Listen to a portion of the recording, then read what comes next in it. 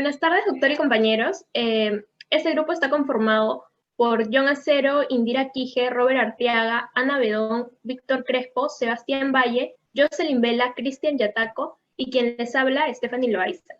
En esta oportunidad realizaremos la simulación de los alegatos finales de la audiencia de juicio oral sobre el delito de secuestro. Previo a ello, mi grupo y yo les explicaremos brevemente sobre el desarrollo de la teoría del juicio oral. El juicio oral es aquel periodo o fase en el cual se practican las pruebas y se efectúan las alegaciones en presencia del juez o tribunal competente para dictar la sentencia. Durante el desarrollo de este podemos observar la aplicación de diferentes principios. Entre ellos tenemos, en primer lugar, el principio de continuidad y concentración. Según este principio, la audiencia tiene carácter unitario. Si bien este puede desarrollarse en diferentes sesiones, todas ellas forman parte de una sola unidad. Así, una sesión que termina es una suspensión y no una interrupción del juicio oral. Este principio es reconocido en el artículo 360 del nuevo Código Procesal Penal, en el cual se establece que, instalada la audiencia, esta seguirá en sesiones continuas e ininterrumpidas. Tenemos también el principio de identidad del juzgador, el cual tiene un doble aspecto. En primer lugar, que los integrantes de la sala penal deben ser los mismos desde el inicio hasta el final del desarrollo del juicio oral. Y en segundo lugar, este principio reconoce el derecho de las partes a conocer al juzgador. Este principio ha tenido un importante desarrollo en nuestro país, ya que en la época del terrorismo muchas personas fueron juzgadas por los jueces, los llamados jueces sin rostro. Al respecto, en el caso de la Cruz versus Perú, la Corte Interamericana señaló lo siguiente: al no conocerse la identidad del juzgador, se compromete la posibilidad de conocer sobre su independencia e imparcialidad. Este solo hecho constituye una vulneración al derecho del juez imparcial y al debido proceso. Por otro lado, tenemos también el principio de presencia obligatoria del imputado y del defensor. Este principio es el que permite, junto con el principio de contradicción, la concretización del derecho de defensa en la etapa de juicio oral. Encuentra sustento constitucional en el principio de no ser condenado en ausencia, el cual está garantizado en el inciso 12 del artículo 139 de nuestra Constitución, y también en el artículo 14 del Pacto Internacional de Derechos Civiles y Políticos.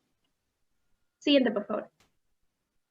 Tenemos también el principio de oralidad, el cual está referido primordialmente a la forma de los actos procesales, pues estos han de ser realizados verbalmente debido al predominio de lo hablado sobre lo escrito. Además, facilita la aplicación de otros principios como el de inmediación, el de concentración y el de publicidad.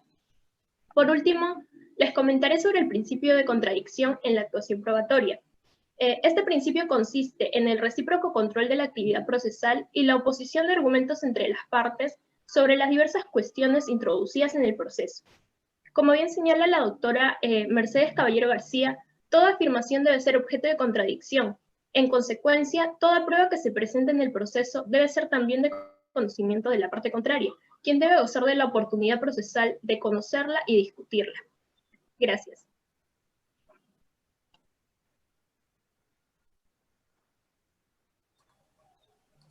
Yo le voy a hablar acerca de la fase inicial. Como primer acto a realizarse una vez instalada la audiencia, el juez enunciará el número de proceso, la finalidad específica del juicio, los datos del acusado, por supuesto, la situación jurídica del acusado, el delito objeto de acusación, asimismo el nombre del agraviado. Estos vendrían a ser datos generales del proceso, así como de las personas que se encuentran inmersas en esta. Los alegatos de apertura es la declaración inicial, por lo tanto, el primer relato de las partes en el juicio oral, con el fin de dar a conocer la teoría del caso y ofrecer a los jueces una mirada particular sobre los hechos. El fiscal expondrá los hechos objeto de la acusación, la calificación jurídica y las prescidas. Lo mismo hará el abogado del actor civil y del tercero civil, tendrán los cuales sus pretensiones y las pruebas ofrecidas. Y por último, la defensa técnica del acusado hará lo mismo exponiendo brevemente los argumentos de defensa y las pruebas ofrecidas. Un dato a destacar es que únicamente se tendrán que invocar las pruebas que fueron admitidas con anterioridad. Los derechos del acusado. El juez le informará al acusado de los derechos que le amparan Además, se le indicará que es libre de manifestarse sobre la acusación o de no declarar sobre los. Cabe resaltar que en cualquier estado del juicio el acusado podrá ser oído. Asimismo, el acusado podrá estar en constante comunicación con su abogado en todo momento, exceptuando dicha facultad cuando se le esté tomando su declaración o antes de responder las preguntas que se le formulen. Conformidad de los hechos. El juez le preguntará al acusado si admite ser autor o partícipe del delito por el cual se le acusa y responsable de la reparación civil. Si el acusado acepta los hechos, el juez dictará sentencia en esa misma sesión. Y por último, ofrecimiento de nuevos medios de prueba. Las partes pueden ofrecer nuevos medios de prueba solo si han tenido conocimiento de ellas con posterioridad a la audiencia de control de acusación. Muchas gracias.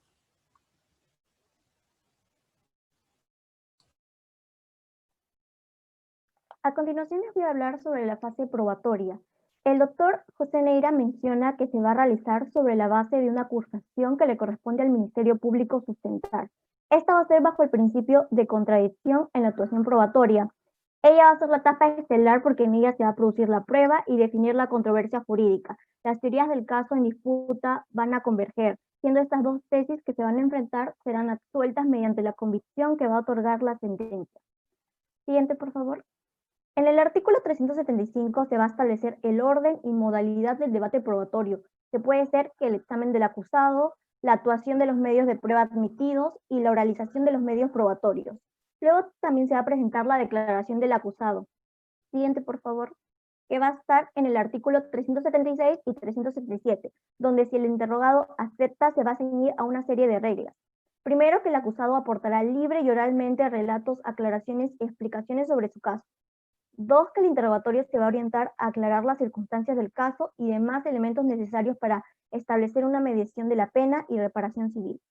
3, que el interrogatorio estará sujeto a preguntas que se formularán siendo directas, claras, pertinentes y útiles. Y 4, que no son admisibles las preguntas repetidas sobre aquello que ya se hubiera declarado por anterioridad, salvo evidente necesidad de una respuesta aclaratoria por la parte investigada, agregando que estará prohibido las preguntas capciosas, impertinentes y las que contengan respuestas sugeridas. Siguiente, por favor. Luego va a estar la prueba material, que está regulada en el artículo 382, donde el doctor Neira Flores señala que son aquellos documentos y objetos que se presentan ante el juzgador en la audiencia del juicio oral. Bajo esta premisa podemos deducir que son aquellos instrumentos del delito, los objetos o vestigios incautados y recogidos que obren o hayan sido incorporados al juicio. Además que la prueba material podrá ser presentada a los acusados, testigos y peritos durante sus declaraciones a fin de que reconozcan o informen sobre ella. Y por último está la prueba documental, que está regulada en el artículo 383, donde el doctor Eric Salas Barrera afirma que la prueba como medio hace referencia al conjunto de modos, operaciones que se extraen de los motivos o razones que producen convicción al juez, siendo por medios extraprocesales, pudiendo ser documentos o interproceso, actas, informes que se van a recabar en el juicio oral, siendo estos documentos teniendo el objeto de buscar la veracidad a través de ellos. Cabe recalcar que en el artículo 158, en el tema de la valoración de la prueba, el juez deberá resolver y observar las reglas de la lógica, la ciencia y las máximas de experiencias para poder establecer un lineamiento al sistema de libre valoración probatoria. Gracias.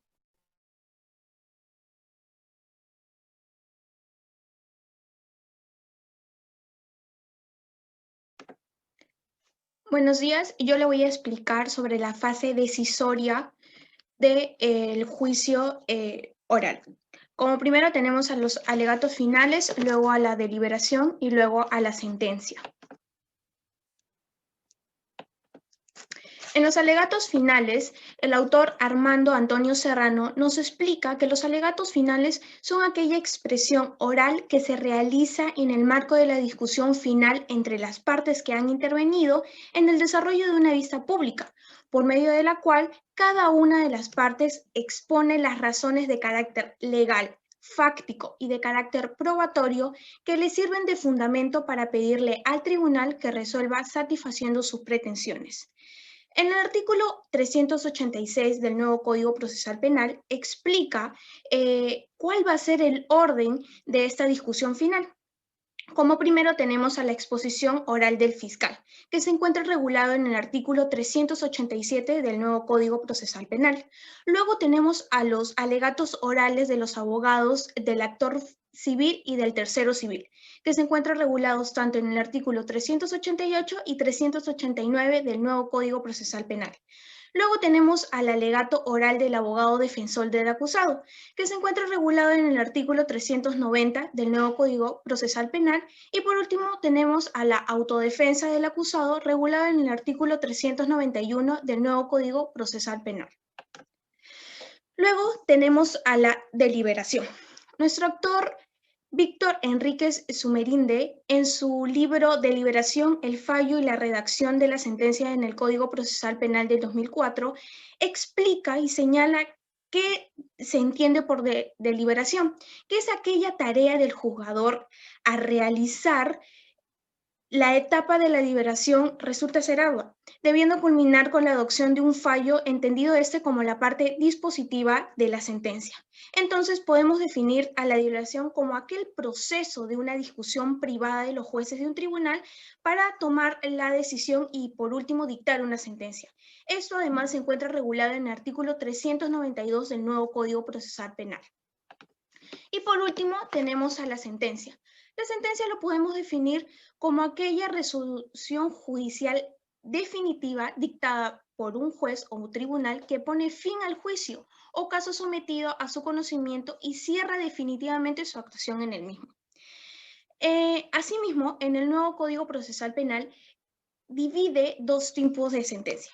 La primera, regulada en el artículo 398 del nuevo Código Procesal Penal, la sentencia absolutoria, que esta se caracteriza por tener la existencia o no del hecho imputado, tiene las razones por las cuales el hecho no constituye un delito, así como de ser el caso, la declaración del acusado no ha intervenido su perpetración, que los medios probatorios no son suficientes para establecer su culpabilidad y que subsiste una duda sobre la misma o que ésta esté probada una causal que lo exime de responsabilidad penal. Y por último tenemos a la sentencia condenatoria, que se encuentra regulada en el artículo 390 del nuevo Código Procesal Penal. Esta se fijará con precisión las penas o medidas de seguridad que correspondan y en su caso la alternativa a la pena privativa de libertad y las obligaciones que debe cumplir el condenado. Y por último le voy a hablar sobre la importancia de los alegatos finales. La importancia de los alegatos finales, o puede llamarse de cierre o de clausura, son un elemento fundamental en la audiencia del juicio oral, ya que es donde se presenta la conclusión de la teoría del caso y las partes explican haber probado o no todos los fundamentos alegados en el proceso. Entonces, estos van a constituir la interpretación que las partes hacen de los procedimientos probatorios, pero en especial de los resultados. Ello con el único objetivo de lograr convencer al juez que las hipótesis que han planteado puedan ser acreditados durante la actividad probatoria de manera objetiva. Muchas gracias.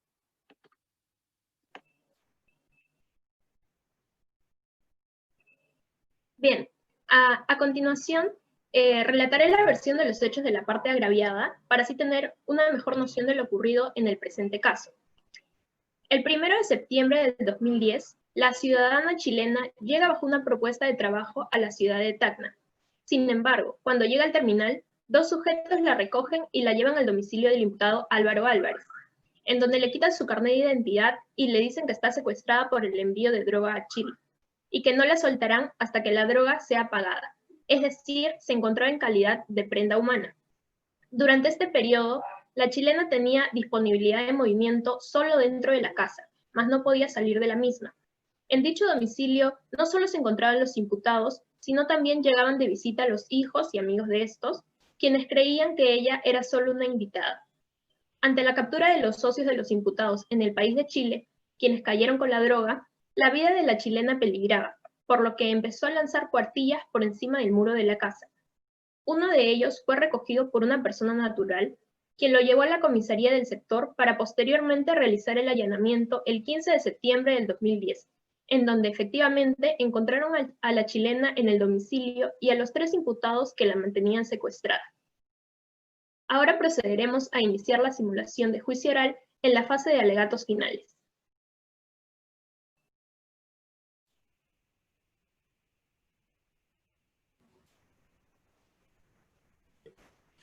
Buenos días con todos.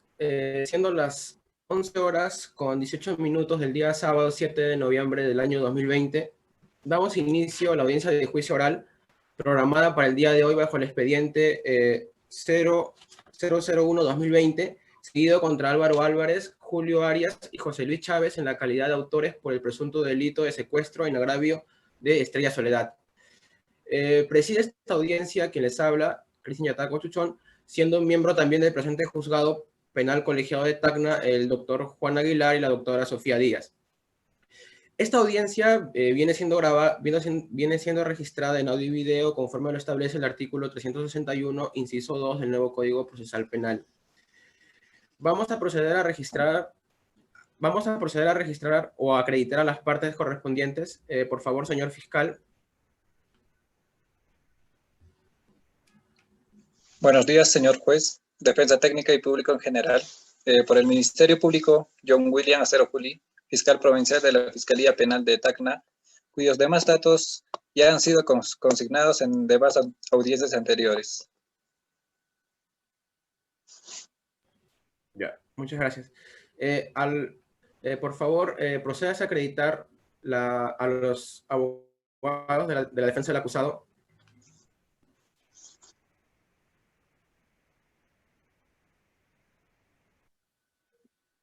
Buenos días, señor magistrado Víctor Crespo Padilla, con número de CAL 1766, domiciliado en Girón Las Moras 256, Barranco.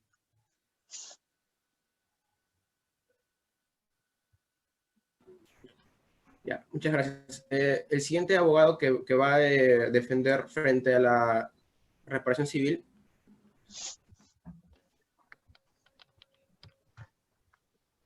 Señor fiscal, número de mi nombre es Robert Arteaga Villanueva, número de CAL 1515, domiciliado en Avenida María Paredes Bellido, Independencia. Muchas gracias.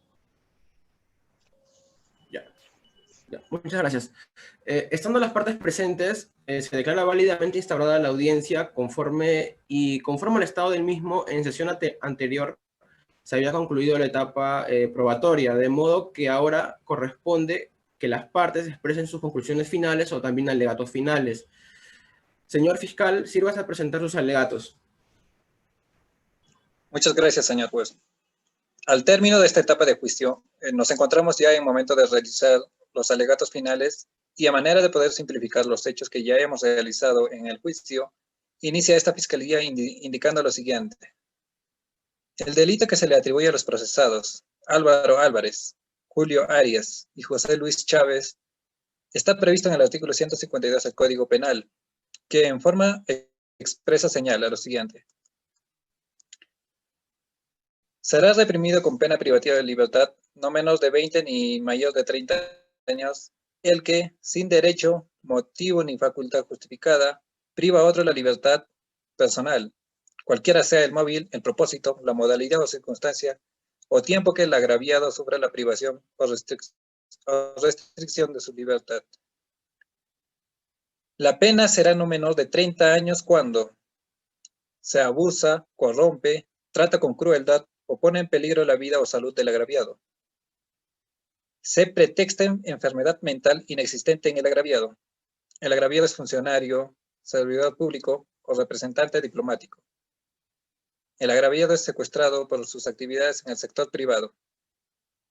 El agraviado es pariente, dentro del tercer grado de consanguinidad o segundo de afinidad, con las personas referidas en el inciso 3 y 4 precedentes. El agraviado es menor de edad, anciano o discapacitado. Tiene por objeto obligar a un funcionario o servidor público o poner en libertad a un detenido o a una autoridad a conceder exigencias ilegales. Se comete para obligar al agraviado a incorporarse a una agrupación criminal o a una tercera persona para que preste al agente del delito ayuda económica o su concurso bajo cualquier modalidad. El que con la finalidad de contribuir a la comisión del delito de secuestro suministra información que haya conocido por razón o con ocasión de sus funciones, cargo u oficio, o suministre deliberadamente los medios para la perpetración del delito. En estos supuestos, señor juez, vemos que la agraviada se ha vulnerado bajo este artículo los numerales primero y segundo. Y también en el último nos hace mención de la cadena perpetua, que el agraviado resulta con graves daños en el cuerpo, salud física o mental, o muere durante el secuestro o la consecuencia de dicho acto. Como medios de prueba presentados tenemos en la declaración testimonial, queda acreditada por la agraviada Estrella Soledad, de nacionalidad chilena, indica que en fecha 1 de septiembre de 2010 llega de Chile a Tacna, bajo un supuesto trabajo. Cuando llega al terminal, 2 sujetos la recogen y la llevan al domicilio del imputado Álvaro Álvarez, en donde le quitan su carnet de identidad y le dicen que está secuestrada por el envío de droga a Chile y que no la soltarán hasta que la droga sea pagada. Es decir, se encuentra en calidad de prenda humana. Durante este periodo, la chilena tenía disponibilidad de movimiento solo dentro de la casa, mas no podía salir fuera de ella. Con el informe pericial psicológico número 10/2010, se puede advertir que los daños ocasionados en contra de Estrella Soledad fueron por el estrés postraumático, producto de estar encerrado en el domicilio de Álvaro Álvarez. Con el informe pericial número 11/2010, se puede advertir que los daños ocasionados en contra de Estrella Soledad Estrella Soledad mandaba señales de rescate mediante cuartillas y que coinciden con las huellas practicadas que se le hizo a la misma. Este daño también queda constatado en el acta de constatación fiscal y policial, en los que se da cuenta la desesperación y magnitud de daños psicológicos ocasionados, ya que se puede apreciar la gran cantidad de cuartillas encontradas alrededor de la zona, pidiendo un pronto rescate.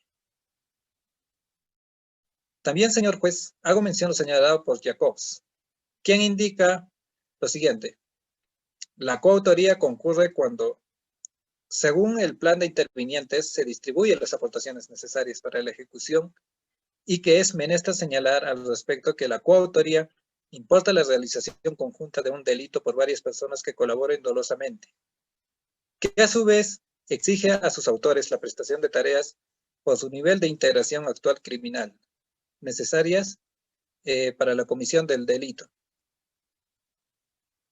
Ante lo indicado, señor juez, queda acreditado la comisión del delito de secuestro, previsto y sancionado en el artículo 152 del Código Penal. Consecuentemente, la responsabilidad de los procesados, Álvaro Álvarez, Julio Arias y José Luis Chávez, quedando como responsables del hecho. Por ello, esta Fiscalía solicita que se le imponga la pena privativa de libertad de 30 años, de los mismos que ya han sido señalados en los numerales 1, 2 del artículo 152. Concluyendo, dejo en claro, señor juez, que esta Fiscalía ha actuado con transparencia y honestidad, a pesar de la actitud negativa cuestionada de terceras personas que incitan a la mala interpretación de lo actuado, porque seguramente han afectado sus intereses netamente particulares. Gracias. Ya, muchas gracias. Ahora al abogado o a la abogada del actor civil, por favor, sus alegatos finales. Muy buenos días, señor magistrado, señor abogado, señor fiscal. Soy Jocelyn Mabel Vela Varas, abogada del actor civil, identificada con DNI 71215554, con número de CAL 13117, con domicilio procesal en Avenida José Gálvez 1568, Lince, con teléfono celular 943-946-100 y correo electrónico jvelavaras@gmail.com. Pues bueno, se atribuye a los investigados Álvaro Álvarez, Julio Arias y José Luis Chávez por el delito de secuestro, prescrito en el artículo 152 del Código Penal, donde Estrella Soledad fue víctima del delito en cuestión por el periodo de 15 días y que a su vez, conforme al certificado médico legal, se puede acreditar que la agraviada presenta signos de estar embarazada. Además de ello, mediante prueba pericial psicológica realizada a la agraviada, se determina que fue víctima de daño psicológico, por lo mismo que no se encuentra estable emocionalmente y muestra signos de estar en una ansiedad severa. Agregando a ello, el estrés postraumático es una característica sobresaliente de su actual estado anímico.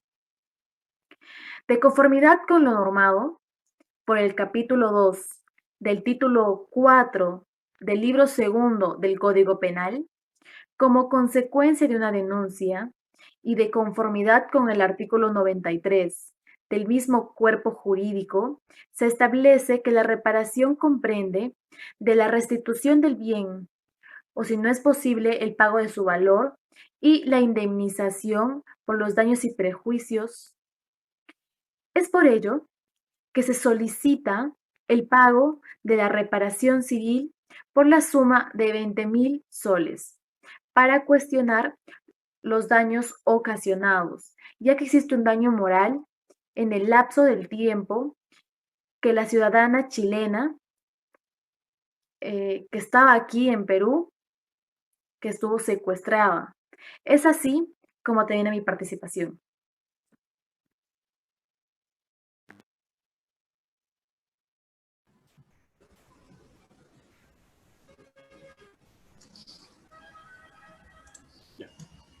Ya, muy bien, habiendo escuchado los alegatos de la abogada del actor civil, pasamos al abogado defensor frente a la acusación fiscal. Adelante, abogado. Muchas gracias, señor magistrado. Siendo abogado defensor de los imputados José Chávez, Julio Arias y Álvaro Álvarez, solicito que se desvirtúen los alegatos y la imputación hecha por el fiscal por las evidentes contradicciones en los sucesos declarados por la agraviada. Como ya se mencionó con anterioridad, mis representados eran amigos de la agraviada y aparte de que Julio Arias tenía una relación sentimental con ella, por lo mismo que se encontraba en estado de gestación. Mis representados también eran amigos de los ciudadanos chilenos que constantemente venían de visita a la ciudad. Rechazo tajantemente las palabras de la agraviada en la declaración que menciona que mis representados son miembros de una organización que trafica con drogas. Mis agraviados desconocían el negocio que se tenía en Chile y sin embargo la agraviada ha señalado como que eran parte de dicha red que se encuentra en estos momentos en investigación allá en Chile. La agraviada señala que se le trajo para un trabajo, el cual no es correcto, porque ella vino expresamente por pedido de los amigos chilenos, que llamaron a mis representados para decirles que le demos alojamiento por 3 semanas. Entonces, el 26 de agosto ocurrió esta llamada. El día que ella llega a recoger al terminar, no explicó las razones, pero por cuestiones de amistad se le fue a recoger. José Chávez y Julio Arias fueron los que la recogieron. Ella le mencionó a mis dos representados haber perdido su carnet de identidad, pero lo dejó pasar y eso quedó ahí. Ella empezó a alojarse en la casa de Álvarez con total tranquilidad, y tal como se comprueba en las pruebas documentales, en el vídeo, cuando se realizó una fiesta donde asistieron familiares y amigos, ella estaba tranquilamente celebrando. Entonces, en el video se ve cómo ella disfruta e incluso, tal como lo señalan los testigos en sus declaraciones, Gabriel Torres y Henry Rosas, los cuales están amparados en el artículo 163 del Código Procesal Penal, en el cual señala que es deber de los testigos responder a la verdad. Por lo tanto, el juzgado tiene que tomar en cuenta eso. Tenía facilidad para poder salir a comprar. Con Gabriel Torres fueron a comprar cerveza aquel día de la fiesta, y tenía toda la libertad para, en caso ella se sintiera secuestrada, poder irse, pero no lo hizo. Y fue ese mismo día que se veía cómo celebraban las fiestas. También es cierto que por parte de la declaración de mis representados, la señora, ahora ya que está en proceso de gestación, ella salía todos los días para comprar la comida para el almuerzo, para la cena, incluso para la peluquería personal, y mucho menos a la libertad de tránsito. Y como tal, la declaración de Henry Rosas mencionaba, ella se le veía feliz.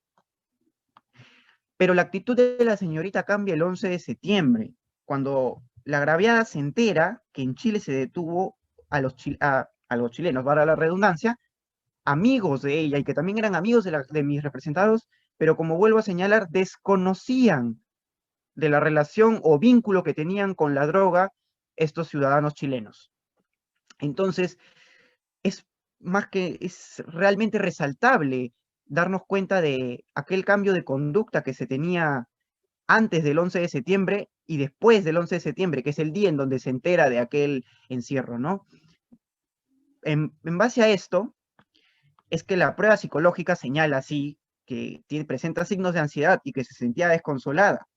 Pero recordemos que según el inciso B del artículo 178 del Código Procesal Penal, señala que los informes periciales oficiales contienen la descripción o estado de los hechos. Sin embargo, el informe pericial no podría comprobar algo cierto cuando se trata de causas subjetivas. Y la causa subjetiva aquí es que ella se empezó a sentir encerrada, mejor dicho, desde aquel 11 de septiembre. ¿Por qué no se sintió encerrada antes? Como mencioné anteriormente, y vuelvo a recalcar porque es importante, mis representados desconocían totalmente la relación que había con la droga y los ciudadanos chilenos. Por lo tanto, ella solamente estaba acá por ser amistad de mis representados y por ser pareja de Julio Arias, del cual estaba esperando un hijo. Entonces, ella empezó a sentirse así, y ahí es que ocurre todo el tema de las cartillas, como ya se actuó anteriormente. Entonces, el día 15 de septiembre, que ocurre el allanamiento, la policía encuentra a la señorita en un estado normal. Ella estaba aquí en la ciudad de Tacna, en el domicilio de mis representados, tranquilamente descansando cuando llega la policía, y mis representados, con obvias razones, están desconcertados al saber que ocurría el tema de las cartillas, lo cual desconocían. Entonces, señor magistrado, le solicito que encuentre la relación entre la fecha en que se detienen a los ciudadanos chilenos con la reacción de la agraviada. Y en base a eso, por todo lo expuesto, solicito se desvirtúe la imputación penal hecha a mis representados y se pueda proceder conforme a derecho.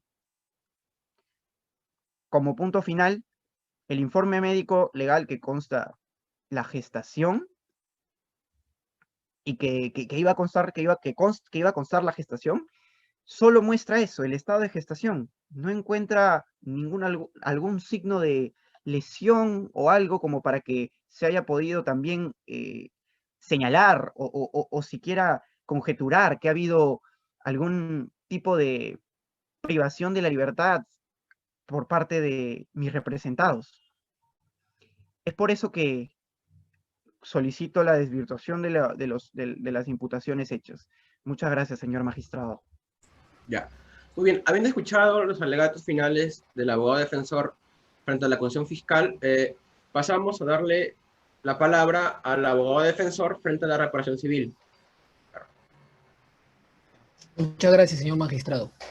El punto que me enfocaré, agregando la petición de mi colega, se trata sobre la reparación civil que solicita el actor civil de la supuesta agraviada Estrella Soledad, que solicita el monto de 20.000 nuevos soles por los supuestos daños causados. Como defensa de los imputados, podemos decir que para solicitar una reparación civil se debe acreditar el daño moral, y los criterios para su cuantificación son estos. A. Es suficiente presumir el daño para otorgar la pretensión de indemnización por daño moral y con criterio de cuantificación amplios para su determinación. B. Debe someterse a las reglas de la carga de la prueba del demandante y evaluarse los elementos de la responsabilidad mediante pruebas directas e indirectas, no siendo suficiente presumir. Asimismo, los criterios de cuantificación deben ser objetivos. Tomando como base el punto B, no existe prueba contundente para culpar a Álvaro Álvarez, Julio Arias y José Luis Chávez, debido a que las declaraciones de los testigos. La agraviada en todo momento se presentó alegre, no presentó señales de estar secuestrada. El video que se muestra como medio de prueba se ve reflejado cómo la agraviada se encontraba muy cómoda y pasándola bien con los imputados, ya que no mostraba señales de ser una persona obligada a permanecer en un lugar que no quería. Es decir, no mostraba signos de alguna represión por parte de mis patrocinados. Finalmente, las pruebas que se otorgan ante su judicatura son contradictorias con las declaraciones y el video mostrado en esta audiencia. La agraviada no mostraba en ningún momento ser partícipe de un secuestro. Por lo tanto, no consideramos que se haga efectiva la reparación civil por constatarse de un daño psicológico o moral, a razón que no existió el delito de imputado a mis patrocinados. Por estas razones, señor juez, solicitamos que se declare infundada la reparación civil de 20.000 nuevos soles, ya que no cumple con los requisitos expuestos anteriormente. Muchas gracias. Habiendo escuchado los alegatos del abogado defensor y los alegatos de las demás partes, vamos a declarar la culminación de los debates y a proceder a la deliberación correspondiente. Para ello, para la emisión de las sentencias, esta será expedida en 1 hora, de modo que se invita a las partes a que se retiren y vuelvan en la hora fijada. Muchas gracias. No, esta no. Ya. Bien, este colegiado, habiendo escuchado los alegatos finales, los debates orales y valorado los medios probatorios actuados, emite el siguiente pronunciamiento. Resolución número 16. Considerando que, primero, en la casación 1438 del 2018, la Corte Suprema indica que en el delito de secuestro, el periodo de restricción, es decir, el periodo en que la parte se encuentra limitada, no es cuantificable a efectos de determinar la configuración típica, o sea, si existe o no existe el delito de secuestro. De modo que este juzgado no consideró relevante el tiempo transcurrido, en este caso, que fueron 15 días, ya que, como señala la Corte Suprema, no debe tenerse en cuenta. Ahora bien, como segundo aspecto a considerar es que en el delito de secuestro, tipificado en el artículo 152 del Código Penal, el bien jurídico protegido es la libertad personal, ¿sí? Y ya la Corte Suprema también ha señalado que para la materialidad típica de este delito, se requiere que se prive una persona de la facultad de movilizarse de un lugar a otro, aun cuando, y acá viene la parte más importante, aun cuando se le deje cierto ámbito de desplazamiento que la víctima no puede físicamente traspasar. Es importante precisar también que la sola privación de la libertad no implica la subsunción automática del delito, toda vez de que para la configuración del delito de secuestro, el sujeto activo debe de haber actuado sin derecho, sin motivo o facultad justificada. En el presente caso, según todo lo actuado, de la declaración de Estrella, consta que se encontraba retenida por los 3 procesados y que solo tenía disponibilidad de movimiento dentro de la casa, mas no podía salir de la misma. Con el fin de determinar la credibilidad de la declaración de la agraviada, este juzgado lo valoró conforme a los criterios fijados en el Acuerdo Plenario número 2/2005. De modo, en consecuencia de ello, se le reconoce como una prueba válida de cargo, toda vez de que este juzgado no advierte una relación de enemistad, venganza u odio que pudiera restarle credibilidad a la declaración de la agraviada. Ahora bien, si bien en la declaración de los coimputados indica que ella salió de la casa en varias oportunidades y en concordancia Y esta declaración, este juzgado también lo valoró conforme a los criterios fijados en el acuerdo plenario ya mencionado, en el cual se puede advertir de la declaración que hicieron, en este caso, los procesados, que se busca indirectamente la exculpación de su propia responsabilidad, toda vez que se indica que Estrella no se encontraba secuestrada. Asimismo, de los medios de prueba actuados, no puede corroborarse dicho relato, en virtud que no hay prueba que acredite haberse visto Estrella saliendo sola del domicilio o retornando al mismo, sin compañía, o que potencialmente pudiera hacerlo, por lo que resulta resulta corroborado con la declaración de Henry Rosas y el video documental, donde se observa a la agraviada en todo momento dentro del domicilio. En el presente caso, si bien no se le privó de su libertad a la agraviada a través de violencia física, en aplicación de la teoría de la prevalencia o abuso de una situación de superioridad, los procesados se aprovecharon de su superioridad numérica, en este caso eran 3, y asimismo de su superioridad corporal frente a la agraviada, de modo que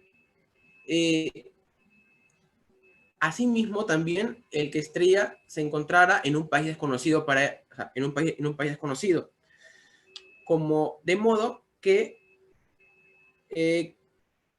cabe precisar que este juzgado asimismo advierte que el que ella continuara en la casa o conviviera con los procesados, como se puede observar en el video y asimismo también en la declaración de Gabriel Torres y Henry Rosas, hasta el grado de presentar signos de embarazo, según el examen médico legal, supone más un acto de tolerancia con el fin de proteger su vida que un acto de consentimiento por parte de la agraviada. El abogado defensor de los acusados presenta la hipótesis que Estrella Soledad, en virtud de la captura de sus 2 presuntos socios en el país de Chile, decidió culpar a los procesados con el fin de quedar libre. No obstante, este colegiado no lo considera razonable toda vez de que no hay prueba que acredite esta versión de los hechos, y más cuando no puede percibirse ello de la declaración de los imputados. El inciso 13 del artículo 152 del Código Penal prevé que la pena no será menor de 30 años cuando la víctima se encuentre en estado de gestación. De acuerdo al certificado médico legal, se concluye que la agraviada se encuentra en estado de gestación, de modo que en el presente caso, dicha agravante se presenta. Ahora bien, en cuanto a la responsabilidad civil, en aplicación de la teoría de la causa adecuada, el sufrimiento de la víctima debe ser, o en este caso, es consecuencia lógica y necesaria de la conducta de los procesados al haber interceptado y retenido a la agraviada, aflicción que es corroborada con la pericia psicológica, de modo que sí existe un daño moral que requiere ser indemnizado. Ahora bien, en la determinación del quantum, del monto, se tuvo en consideración factores como el tiempo que transcurrió, el estado en que se encontraba y el trato que recibió y la intensidad del daño o la afectación que hubo. Es así que, por los motivos expuestos, se condena a Álvaro Álvarez, Julio Arias y José Luis Chávez a la pena privativa de libertad de 30 años por el delito de secuestro contra la agraviada Estrella Soledad en la calidad de autores y asimismo la reparación civil por el daño moral a la suma de 5.000 soles de forma solidaria. Habiéndose dicho esto, se da por concluida la audiencia. Muchas gracias.